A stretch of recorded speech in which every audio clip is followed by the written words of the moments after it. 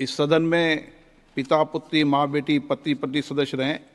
इस परिप्रेक्ष्य में मेरा नेता परिपक्ष से अपेक्षा है कि लोकसभा प्रक्रिया का संचालन नियम 349 के वर्णित सभा में पालनीय नियमों के अनुरूप सदन में आचरण व्यवहार करें। I said, look, as LOP, let me speak. Let me say what he just ran away. प्रधानमंत्री जी जब बात कर रहे थे उसके बाद लीडर ऑफ अपोजिशन को बोलना था, ऐसा लोगों का मानना था कि उनको बोलने दिया जाए, लेकिन उस वक्त भी बोलने नहीं दिया गया और आज भी नहीं बोलने दिया गया है। ये बहुत ही, मैं कहूँगा कि शर्मनाक है, ये गलत है, निंदनीय है। लेकिन पता नहीं क्या दबाव या क्या दिखाई पड़ता है, क्यों ऐसा हो रहा है। नमस्कार, मैं हूं राजेंद्र तिवारी और आप देख रहे हैं अनब्रेकिंग। अनब्रेकिंग की इस खुली चर्चा में आपका स्वागत है।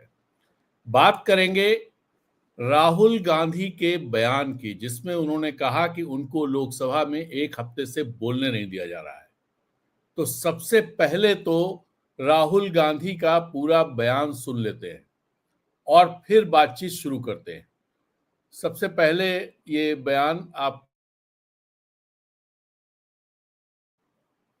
ये एक मिनट, ये बयान आपके सामने है। I said, look, as LOP, let me speak. Let me say what he just ran away. So I don't understand what is going on. This is no way to run the house, frankly. I mean, literally, speaker उठ के मतलब एकदम निकल गए मुझे, मतलब एक शब्द नहीं बोलने दिए। और पहले मेरे बारे में कुछ बोलने हैं, वो भी बिल्कुल पता नहीं क्या बोला, अनसब्सटेंशिएटेड। और फिर मतलब मैं खड़ा हुआ, मैंने कहा कि देखिए मुझे बोलने दीजिए, आपने मेरे बारे में कुछ बोला है, घूम कर चले गए और कोई मतलब अर्जन कर दिया, कोई जरूरत नहीं थी। मुझे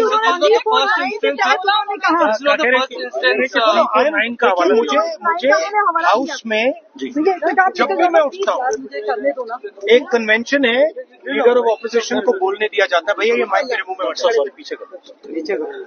लीडर ऑफ ऑपोजिशन को एक कन्वेंशन है कि बोलने दिया जाता है। जब भी मैं खड़ा होता हूँ मुझे बोलने नहीं दिया जाता, ठीक है।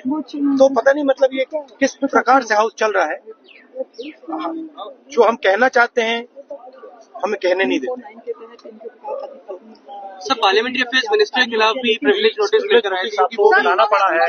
आपके ऊपर कहा कि राहुल को मर्यादा में रहने की बात कही।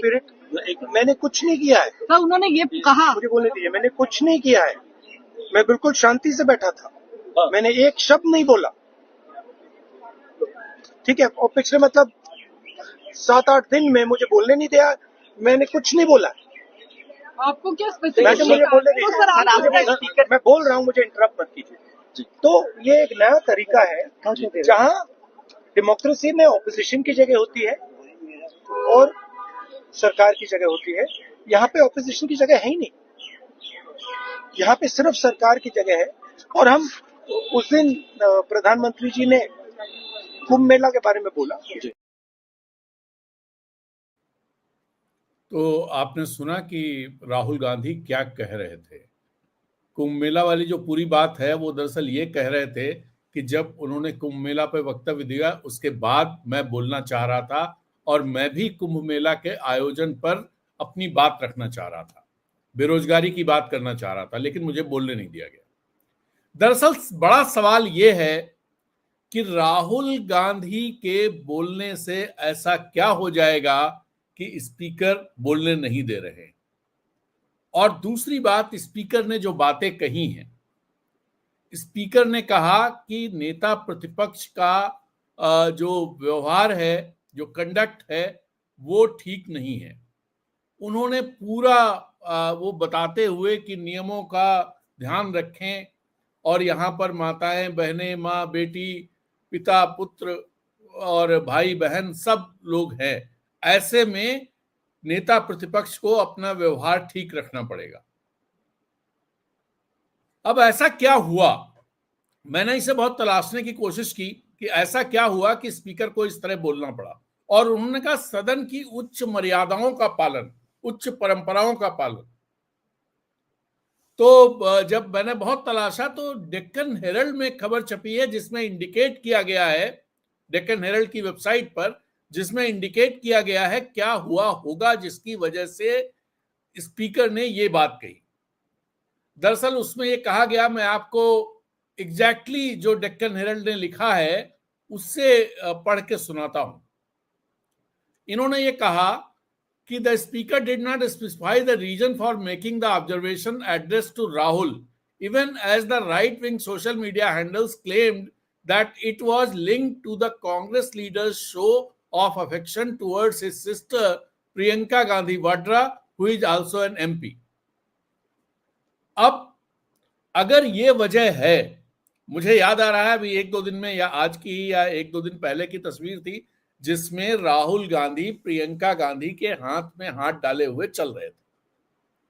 और दरअसल प्रियंका गांधी उनकी छोटी बहन है और वो कई बार पब्लिकली अपने अफेक्शन का इजहार प्रियंका गांधी को लेकर के करते हैं, पब्लिक मीटिंग्स में करते रहे, अपनी यात्रा के दौरान किया है। और इसमें मुझे लगता है किसी को कोई आपत्ति नहीं होनी चाहिए अगर माँ बेटी सदन में है, पिता पुत्र, पिता बेटी सदन में है, भाई बहन सदन में है, पत्नी सदन में है, तो ऐसे में ये आचरण क्या ऐसा आचरण है जिसको लेकर के स्पीकर को इतनी कठोर टिप्पणी करनी चाहिए नेता प्रतिपक्ष को कटघरे में खड़ा करके? यह बड़ा सवाल है। दरअसल क्या मामला सिर्फ इतना है? मुझे नहीं लगता कोई भी सेन व्यक्ति, कोई भी सही समझ रखने वाला व्यक्ति, कोई भी जिसका दिमाग सही से काम कर रहा हो, ऐसा कोई व्यक्ति भाई बहन के साथ चलने को लेकर के इस तरह के ऑब्जर्वेशंस देगा। लेकिन लोकसभा के स्पीकर ओम बिरला ने इस तरह का ऑब्जर्वेशन दिया और साथ में उन्होंने सदन की उच्च परंपराओं का ध्यान दिलाया, नेता प्रतिपक्ष का नाम लेकर के। ऐसे में अगर नेता प्रतिपक्ष उसके बारे में कुछ बोलना चाहते थे, कुछ कहना चाहते थे जो स्पीकर ने कहा है, तो ये उनका हक बनता था। और लोकतंत्र में, लोकसभा में नियमों के अनुसार अगर वो बोलने की अनुमति मांग रहे हैं तो उनको दी जानी चाहिए। और दूसरी बात, जो उन्होंने उच्च परंपराओं की बात कही है, मुझे 2 वाक्य याद आते हैं पिछली लोकसभा के, और उन दोनों वाक्यों को अगर सदन की उच्च परंपराओं को से जोड़ा जाए, देखा जाए, तो कैसे सदन की परंपराओं की धज्जियां उड़ाई गई। एक वाकया यह है, जब पिछली बार रमेश विधुड़ी जो भारतीय जनता पार्टी के सांसद थे और जिन्होंने चले भरे सदन में बसपा सांसद दानिश अली पर बहुत ही अश्लील बातें कही थी, अश्लील बातें मैं कह रहा हूं, ऐसे शब्द जिनको हम आप मां बहनों के साथ, मां बहनों के सामने उन शब्दों का इस्तेमाल नहीं करते हैं, वो शब्द उन्होंने इस्तेमाल किए थे। और तब माननीय ओम बिरला को सदन की उच्च परंपराओं का कोई ध्यान नहीं रहा था। आज तक क्या उस पर कोई कार्रवाई रमेश विधुड़ी के खिलाफ की गई? क्या माननीय ओम बिरला ने उस समय याद दिलाया कि सदन की उच्च परंपराएं क्या है, सदन के नियम क्या है, सदन में मां बहनें हैं, सदन में पिता पुत्र है, पिता और बेटी है, सदन में पति पत्नी है, सदन में भाई बहन है? क्या उस समय उन्होंने याद दिलाया? बिल्कुल नहीं याद दिलाया। और मेरी जानकारी में, या जो पब्लिक में जो चीजें आती हैं, जो मीडिया में आती हैं, उस जानकारी को अगर आधार बनाकर मैं कहूं तो ऐसी कोई खबर मुझे देखने को नहीं मिली जिसमें यह कहा गया हो कि स्पीकर ओम बिरला ने रमेश विधुड़ी के खिलाफ कोई कार्रवाई की। और न ओम बिरला ने, और न रमेश विधुड़ी की पार्टी ने, न नेता सदन ने, किसी ने कोई कार्रवाई नहीं की। कोई उस पर उसका संज्ञान ही नहीं लिया, जैसे कुछ हुआ ही नहीं हो। और जब राजस्थान के विधानसभा चुनाव हो रहे थे तो उस समय रमेश विधुड़ी को खास तौर पर बड़ी जिम्मेदारी दी गई। टोंक जिले में, टोंक जिले का चुनाव प्रभारी बनाया गया उनको। और फिर लोकसभा में उन्हें टिकट नहीं दिया गया, लेकिन विधानसभा में उन्हें दिल्ली की पूर्व मुख्यमंत्री आतिशी के खिलाफ चुनाव में भी उतारा गया और वहां फिर उन्होंने कुछ इस तरह की बातें कही थी जो आपत्तिजनक थी आतिशी को लेकर के, आतिशी के पिता को लेकर के। लेकिन ना तो उस समय ओम बिरला ने कुछ कहा, ना नेता सदन ने कुछ कहा, ना उनकी पार्टी ने कोई बात रमेश विधुड़ी से की, और न बाद में जब रमेश विधुड़ी ने विधानसभा चुनाव में आतिशी पर आपत्तिजनक बातें कही कि कैसे पिता बदल गए या इस तरह कुछ बात कही, तो जब आपत्तिजनक बातें कही उस समय भी भारतीय जनता पार्टी के शीर्ष नेतृत्व ने कोई संज्ञान नहीं लिया।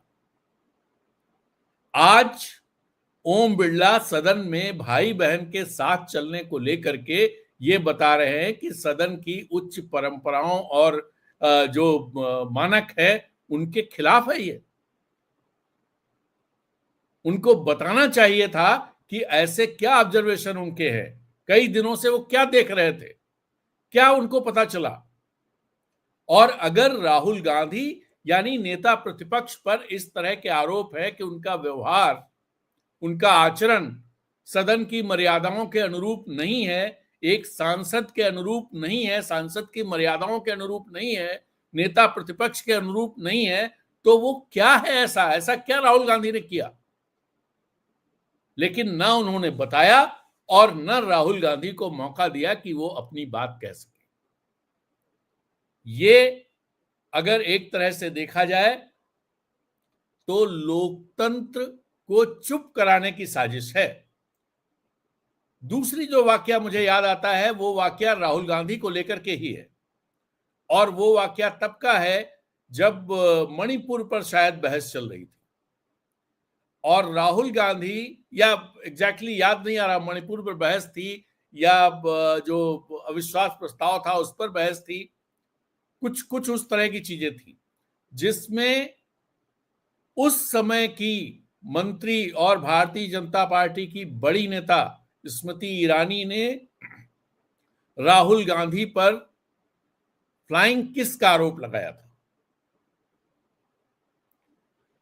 फ्लाइंग किस का आरोप लगाया और उस पर इतना बवाल किया गया, लेकिन उस पूरे मामले में जब सारी चीजें देखी गईं तो पता चला कि स्मृति ईरानी झूठ बोल रही। लेकिन उस समय भी ओम बिरला को यह ध्यान नहीं रहा, माननीय स्पीकर को यह ध्यान नहीं रहा कि सदन में पिता, बेटी, भाई, बहन, पति, पत्नी, ये सारे लोग होते हैं। और ऐसे में एक बड़ी पार्टी, विपक्ष की सबसे बड़ी पार्टी के नेता पर फ्लाइंग किस देने का आरोप जैसा घटिया आरोप लगाया उन्होंने। लेकिन क्या उस समय स्पीकर ओम बिरला को सदन की उच्च परंपराओं का ध्यान आया? क्या उन्होंने स्मृति ईरानी को कुछ कहा? क्या स्मृति ईरानी के खिलाफ कोई कार्रवाई की कि उन्होंने सदन के एक वरिष्ठ सदस्य जो 2004 से सांसद है और विपक्ष की पार्टी, सबसे बड़ी पार्टी के अध्यक्ष रह चुके हों, जो उन पर इतना घटिया झूठा आरोप लगाया?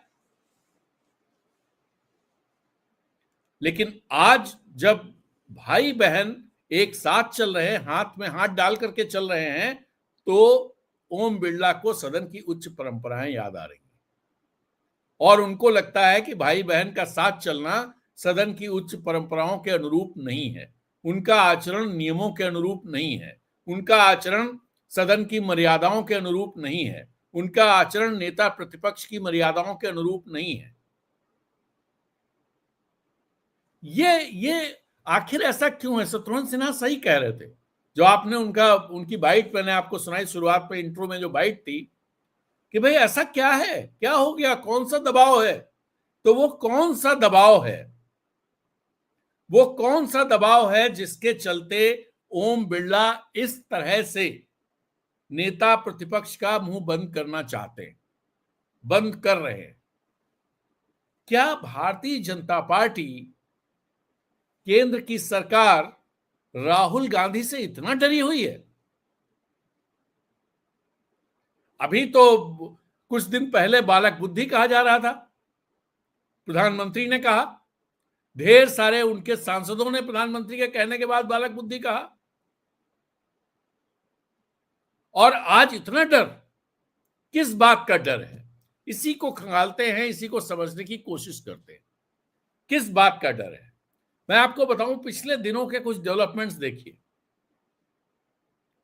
यह बात सही है कि कई विधानसभा चुनाव जो कांग्रेस को लग रहा था कांग्रेस जीतेगी, वो चुनाव वो हार गई और भारतीय जनता पार्टी बहुत अच्छे तरह से जीती। चाहे वो जम्मू संभाग में रहा हो प्रदर्शन, हरियाणा में रहा हो, या महाराष्ट्र में रहा हो, और फिर दिल्ली में रहा हो। लेकिन उसके बाद भी राहुल गांधी से डर। ये डर किस बात का है? अब कुछ चीजों को समझिए। पिछले दिनों आरएसएस की प्रतिनिधि सभा की बैठक बेंगलोर में थी, और उसकी सभा की समाप्ति के बाद, बैठक की समाप्ति के बाद, जो जनरल सेक्रेटरी हैं आरएसएस के,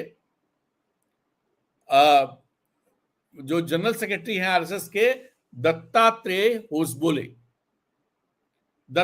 होसबोले ने जो पूरी जानकारी दी कि बैठक में क्या फैसले किए गए हैं, उसका पूरे का लब्बो-लुआब ये था कि 100 साल पूरे होने पर, ये 100 साल जो चल रहे हैं, 100वां साल जो चल रहा है आरएसएस का, इस दौरान पूरी तरह से कम्युनल एजेंडे पर आरएसएस काम करेगी।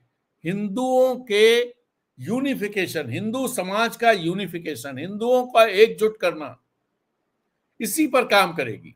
सही सत्य स्थापित करना, देश का नैरेटिव बदलना। तो देश का वो कौन सा नैरेटिव है जिसे वो बदलना चाहते हैं? सोचिए। अब एक और आपको डेवलपमेंट बताते हैं। 2 दिन पहले प्रधानमंत्री मोदी, 2 दिन पहले दरअसल लोकसभा में और राज्यसभा में, कर्नाटक में कांग्रेस सरकार ने सरकारी ठेकों में 1 या 2 करोड़ तक के सरकारी ठेकों में मुसलमानों को 4% का आरक्षण देने का फैसला किया।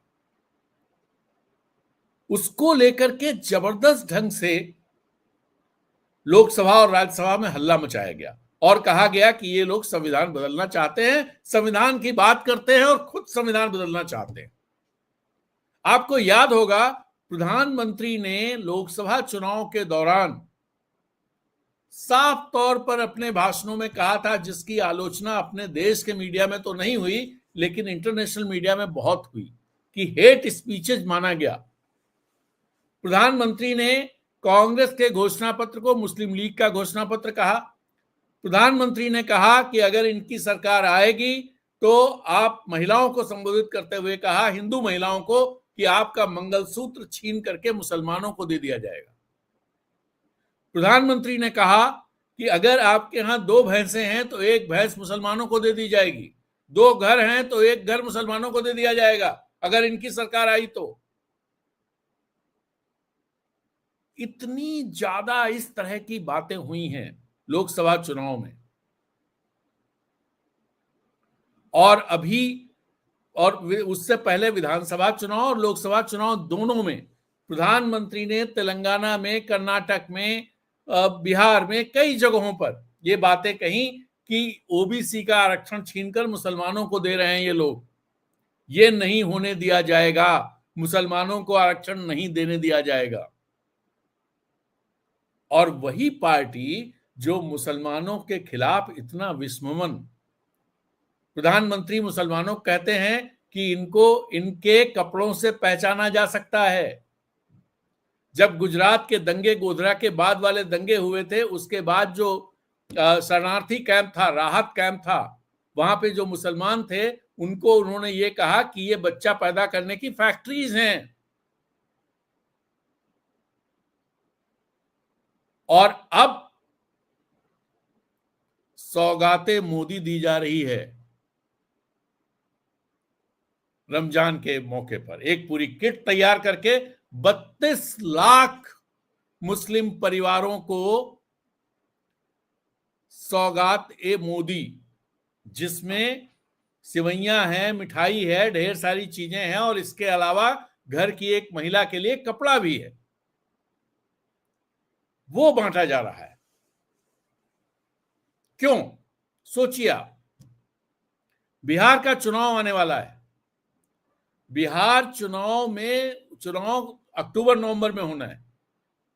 उससे पहले कांग्रेस जिस तरह से बिहार के मैदान में है, उससे जबरदस्त हलचल मची हुई है, जबरदस्त हलचल मची हुई है। तेलंगाना की जाति गणना के बाद और जिस तरह से उसको प्रस्तुत किया जा रहा है, उसको लेकर के भी चिंता की लकीरें भारतीय जनता पार्टी में जबरदस्त गहरी होती जा रही हैं। अब और राहुल गांधी का जो जाति गणना और सामाजिक न्याय का नैरेटिव है, वो पूरे देश में चल रहा है, संविधान का नैरेटिव चल रहा है। इसका मतलब तो यही हुआ। और आपको याद दिलाएं, 30 तारीख को प्रधानमंत्री नरेंद्र मोदी नागपुर जाकर के मोहन भागवत से मिलने वाले हैं। पता नहीं नरेंद्र मोदी ने समय मांगा या मोहन भागवत ने बुलाया है, लेकिन वो बैठक बहुत महत्वपूर्ण मानी जा रही है। दरअसल लोकसभा चुनाव के 5वें चरण से पहले जेपी नड्डा, भारतीय जनता पार्टी के अध्यक्ष जेपी नड्डा ने इंडियन एक्सप्रेस में एक इंटरव्यू देकर के उस समय कहा था कि भारतीय जनता पार्टी को अब बैसाखियों की जरूरत नहीं है, मतलब उसे आरएसएस की जरूरत नहीं है। लेकिन जब 4 तारीख को नतीजे आए तो नतीजे भारतीय जनता पार्टी के पक्ष में नहीं थे। भारतीय जनता पार्टी की 63 सीटें 2019 के मुकाबले कम हो गई थी और उन्हें बहुमत से खासा दूर, बहुमत से वो करीब 33 सीटें दूर रह गए, जिसके चलते नीतीश कुमार और चंद्रबाबू नायडू की बैसाखियों का सहारा लेना पड़ा।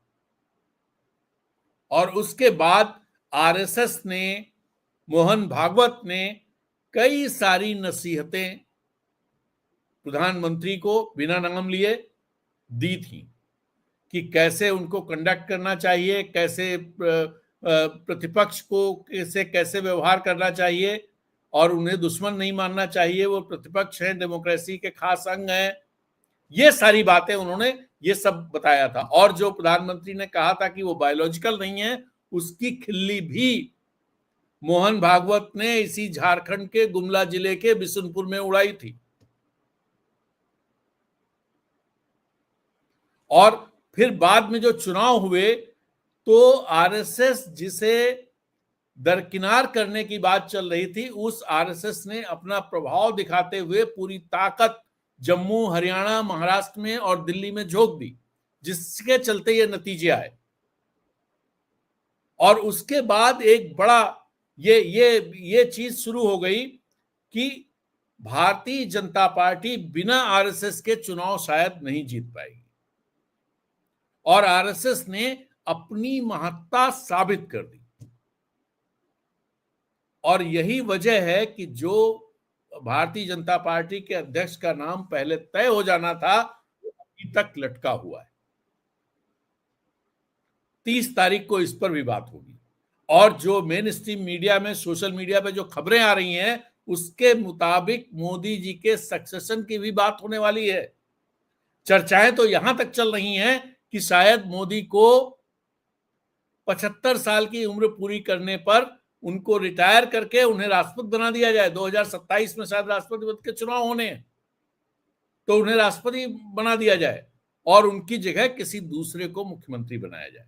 उसकी वजह यह बताई जा रही है कि मोदी का चेहरा अब उतना प्रभावशाली नहीं रहा, उसका असर नहीं रहा। और ये बात तो दरअसल कर्नाटक चुनाव के बाद, मुझे याद है 21 मई या 21 जून का अंक है ऑर्गेनाइजर का और पांचजन्य का, जिसमें लिखा गया कि मोदी के चेहरे और सिर्फ मोदी के चेहरे और हिंदुत्व के नाम पर चुनाव नहीं जीता जा सकता है। अब फिर लोकसभा चुनाव के जो नतीजे आए उसमें भी बहुत साफ है कि मोदी का चेहरा कारगर नहीं रहा। कर्नाटक में मोदी के चेहरे पर चुनाव लड़ा गया था, तेलंगाना में मोदी के चेहरे पर चुनाव लड़ा गया था, हिमाचल में मोदी के चेहरे पर चुनाव लड़ा गया था। लेकिन जहां जहां मोदी के चेहरे पर चुनाव लड़ा गया था वहां वहां भारतीय जनता पार्टी को मुंह की खानी पड़ी। ये भी एक एक बड़ी बात है जिसे समझना जरूरी है कि जो काम ओम बिरला राहुल गांधी को चुप कराने का कर रहे हैं उसके पीछे कौन सी वजहें हैं। शायद उनको लगता हो कि राहुल गांधी अगर पार्लियामेंट में बोलेंगे, राहुल गांधी को बोलने का जितना मौका मिलेगा उतना ही उनका प्रभाव बढ़ता चला जाएगा।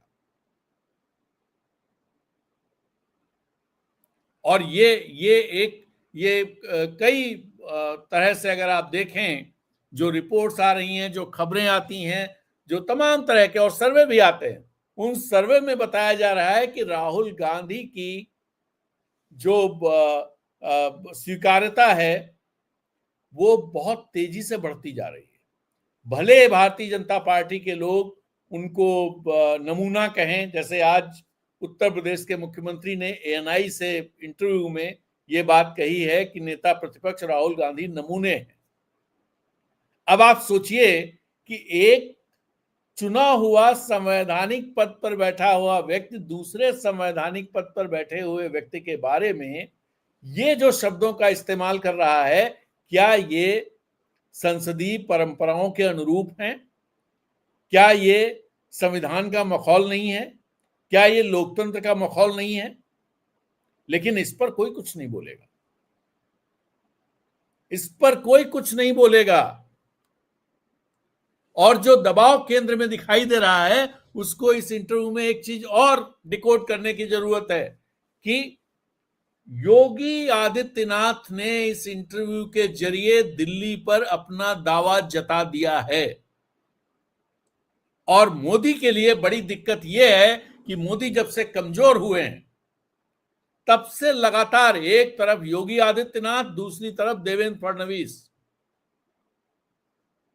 और आपको याद होगा चुनाव के नतीजे, लोकसभा चुनाव के नतीजों के बाद जिस तरह से योगी आदित्यनाथ को डिस्टेबलाइज करने की कोशिश दिल्ली से हुई थी, उसमें आरएसएस ने, मोहन भागवत ने योगी की पीठ पर हाथ रख दिया था। और उसके बाद योगी लगातार मजबूत होते चले गए। योगी से डर इस बात का है कि लोकसभा चुनाव में जहां प्रधानमंत्री मोदी सिर्फ 1.5 लाख वोट से जीत पाए और अपने आसपास की किसी भी कॉन्स्टिट्यूएंसी को जिता नहीं पाए, वहीं योगी आदित्यनाथ ने गोरखपुर और गोरखपुर के आसपास बहुत ही अच्छा प्रदर्शन किया। अगर योगी आदित्यनाथ अच्छा प्रदर्शन ना करते तो भारतीय जनता पार्टी को 33 सीटें भी नहीं मिलती और शायद केंद्र में सरकार भी नहीं बन पाती।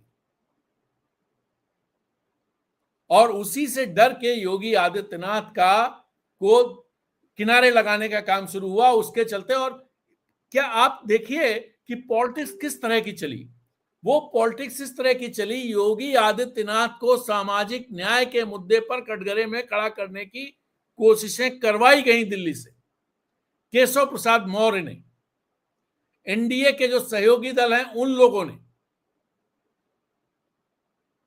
लोगों ने कहा कि जो आरक्षित पद हैं उनको नहीं भरा जा रहा है, आरक्षण के अनुरूप भर्तियां नहीं हो रही हैं।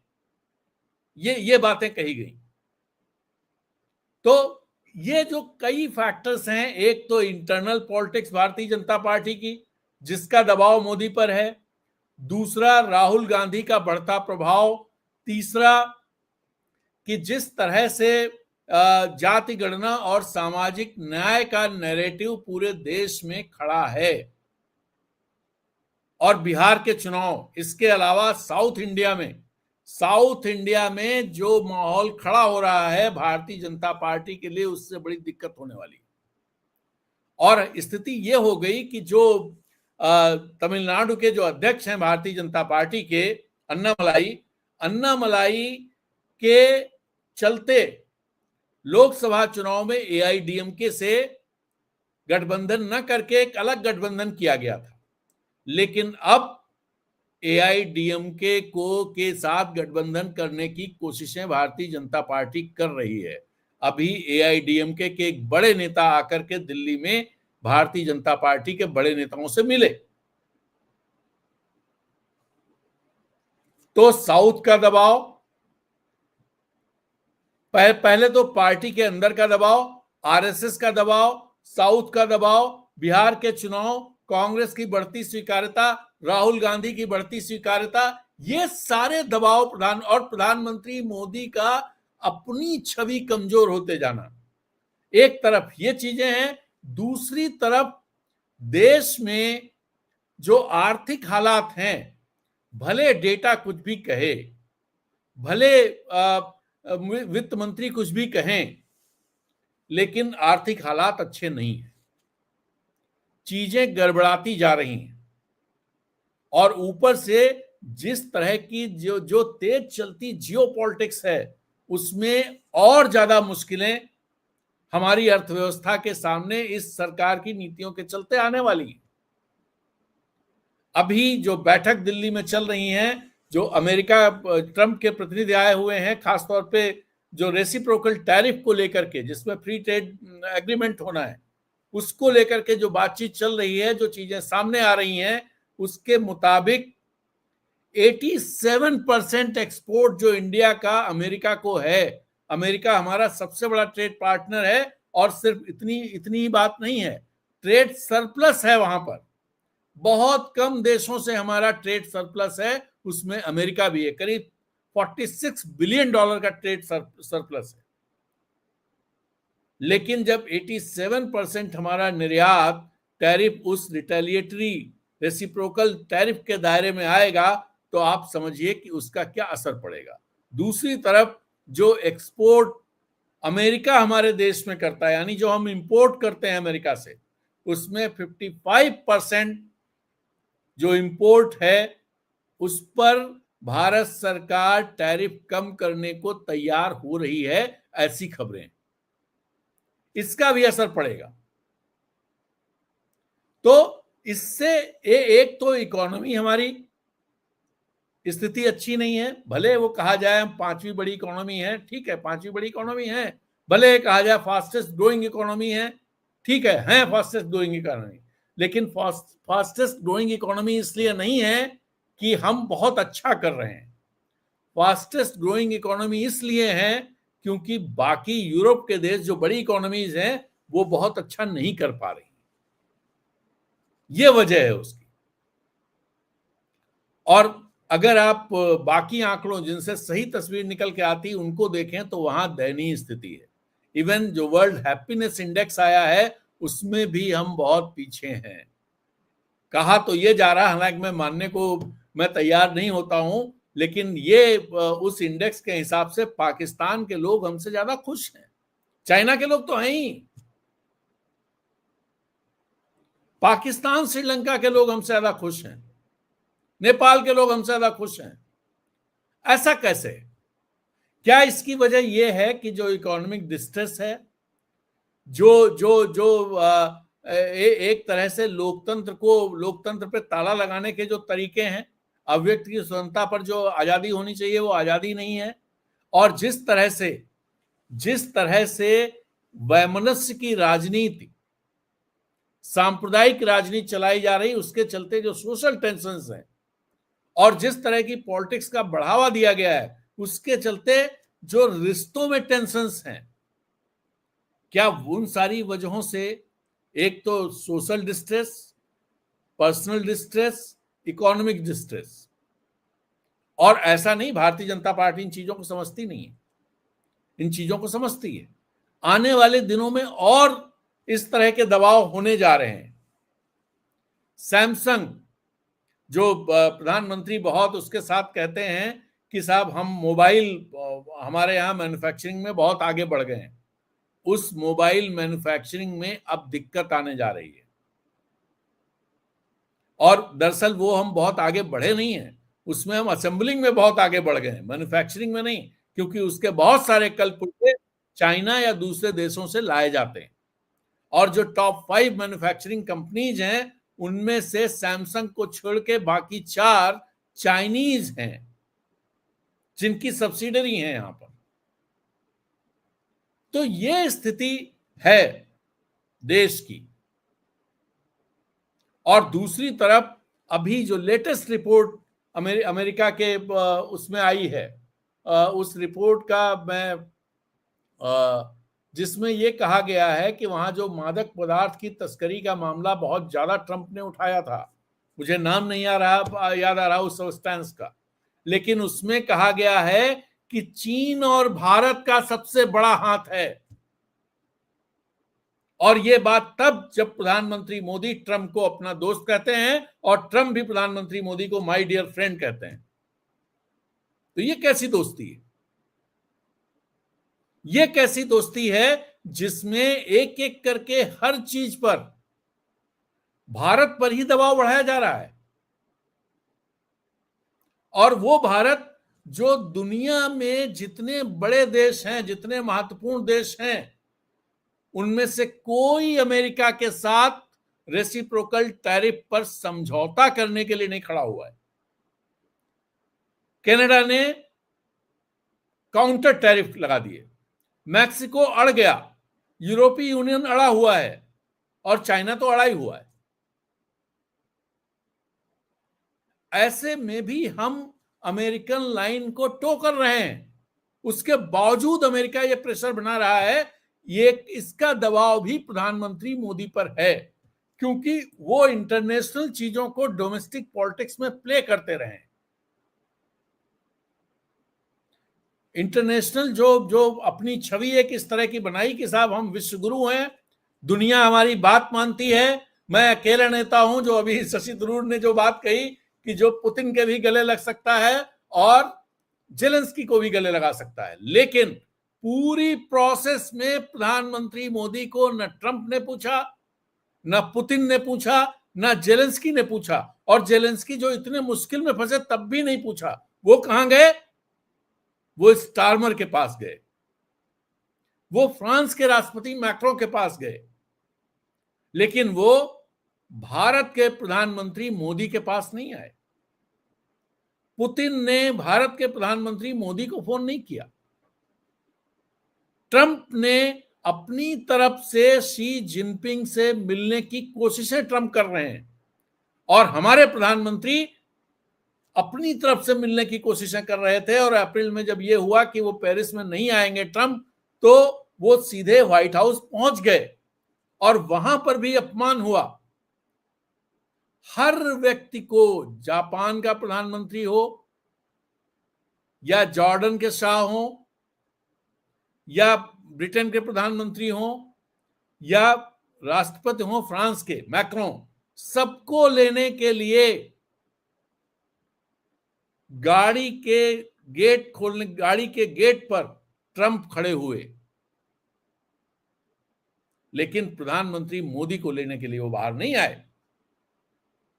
प्रधानमंत्री मोदी जब जा रहे थे उस समय एक जहाज, मिलिट्री जहाज आया, हथकड़ी बेड़ियों में भारतीयों को बांध करके अमृतसर छोड़ गया, और जब वो लौट करके आए तब 2 जहाज आए और उसी तरह से हथकड़ी बेड़ियों में लेकर के भारतीयों को लेकर के यहां छोड़ गए। इसका भी मैसेज है। और ये सारी चीजें दरअसल डोमेस्टिक पॉलिटिक्स में भले मेन स्ट्रीम मीडिया कुछ ना लिखता हो, चैनल्स कुछ ना चलाते हो, लेकिन वो चीजें तो आ ही जाती हैं, लोगों तक पहुंच ही जाती हैं। सोशल मीडिया है, ढेर सारे इंडिपेंडेंट जर्नलिस्ट हैं, ट्विटर है, और एक फैक्टर और जो दबाव है वो देखिए। पिछले दिनों ग्रोक किस तरह से, ग्रोक कहने का मतलब एक्स का जो एआई है,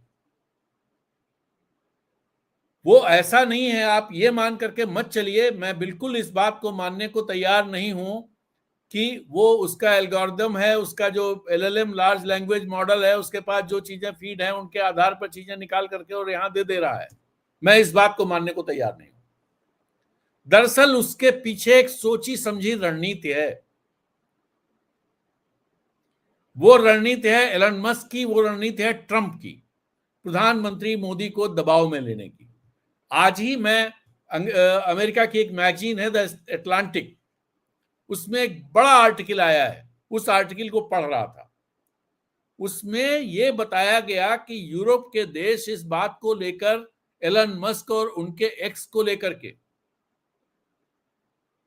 बहुत आशंकित हैं कि ये यहां की डेमोक्रेटिक प्रोसेस में इंटरफेरेंस करेंगे और उसको कैसे रोका जा सकेगा। दरअसल उसमें यह बताया गया कि जितने फॉलोअर्स एक्स पर हैं एलन मस्क तो मालिक ही हैं एक्स के, उनके फॉलोअर्स भी बहुत हैं। उनके जितने फॉलोअर्स हैं, जर्मनी में जो एएफडी एक फार राइट ऑर्गेनाइजेशन है जो हिटलर को अपना आदर्श मानता है, उसकी नेता के साथ बातचीत ट्विटर पे जारी की एलन मस्क ने। और उस आर्टिकल में यह कहा गया कि एलन मस्क की जितनी रीच है उतनी रीच जर्मनी के किसी अखबार की नहीं, किसी चैनल की नहीं। तो ऐसे में इसको रोका भी नहीं जा सकता है। तो इस पर एक चिंता जाहिर की जा रही यूरोप में कि एलन मस्क के इंटरफेरेंस को कैसे रोका जाए, ट्रंप के इंटरफेरेंस को कैसे रोका जाए। अगर उन चीजों के प्रकाश में अपने यहां एक्स पर जो कुछ हो रहा है उसको देखें। वैसे सब लोगों को लग रहा है कि बहुत अच्छी बात है कि मोदी जी के को लेकर के जो फैक्चुअल चीजें हैं वो सामने आ रही हैं, लेकिन इसको एक दूसरे तरह से भी देखने की जरूरत है। और जब उस तरह से आप देखेंगे तो ये बहुत खतरनाक चीज दिखाई देगी। वो ये है कि हमारी इंटरनल पॉलिटिक्स में एलन मस्क एक्स के जरिए इंटरफेरेंस कर रहे हैं। भले आज वो चीज सही दिख रही हो, कल को जब कुछ दूसरा करेंगे तब वही चीज डेमोक्रेसी के लिए खतरा दिखाई देने लगेगी। तो ये कैसे ये चीजें चले, फेसबुक, यूट्यूब, टिकटॉक अपने यहां है नहीं जो चाइनीज कंपनी है, इंस्टाग्राम, व्हाट्सएप, ढेर सारे इस तरह के जो अमेरिका से संचालित हैं, जो अमेरिकन ओलिगार्क हैं उनके द्वारा संचालित हैं। अमेजॉन का मालिक, एक्स का मालिक, फेसबुक का मालिक, गूगल का मालिक, माइक्रोसॉफ्ट का मालिक, ये सारे जो बड़े बड़े अमेरिका के जो बड़े ओलिगार्क हैं, ये सब अपनी तरह से चीजों को इन्फ्लुएंस करने की कोशिश कर रहे हैं। और यूरोप में जो चिंता है वो चिंता ये है कि कैसे इनको यूरोपीय जो लॉ है, यूरोप में जिस तरह से डेमोक्रेसी की सैंक्टिटी को बरकरार रखने की चिंता है, उसके तहत कैसे इन लोगों को अलाइन किया जाए, और जो मुश्किल काम है। आशंका तो यह भी जताई जा रही है कि अगर ट्रंप का साथ जरूरी है या डेमोक्रेसी बचाना जरूरी है, तो उस चुनाव में जो यूरोप की हालत है, उस हालत में बहुत कठिन चुनाव होगा ये। तो ये सारी परिस्थितियां हैं जिन परिस्थितियों में अपने यहां राहुल गांधी पर रोक लगाने का, राहुल गांधी के बोलने पर रोक लगाने का, और आपको वाकया तो याद ही होगा कि 2 साल की सजा हुई, फटाफट सूरत की अदालत ने कर दी, और फटाफट हमारे स्पीकर ने राहुल गांधी की सदस्यता भी समाप्त कर दी और उनका बंगला भी खाली करा लिया। इतनी जल्दबाजी किस बात की थी, क्यों थी, किस वजह से थी? और आज जब वो बोलने की बात करते हैं तो कौन सी वजह है? और केवल राहुल गांधी के साथ ही नहीं, पूरे विपक्ष के साथ, सिर्फ लोकसभा में नहीं, राज्यसभा में भी इसी तरह की चीजें हो रही हैं।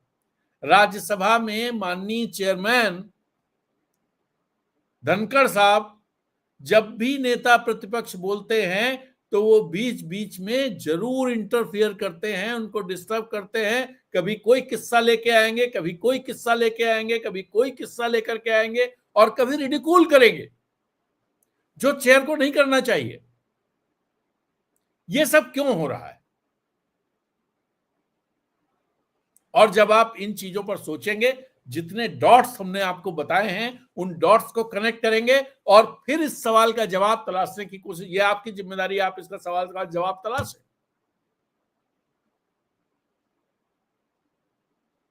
तो आपकी समझ में आएगा कि आखिर मामला है क्या, इतना डर क्यों है, दबाव किस बात का है, वो बात आप समझ सकेंगे। तो चलिए अब जो मित्र लोग जुड़े हुए हैं उनसे बात कर लेते हैं, और ये बातचीत शुरू करने से पहले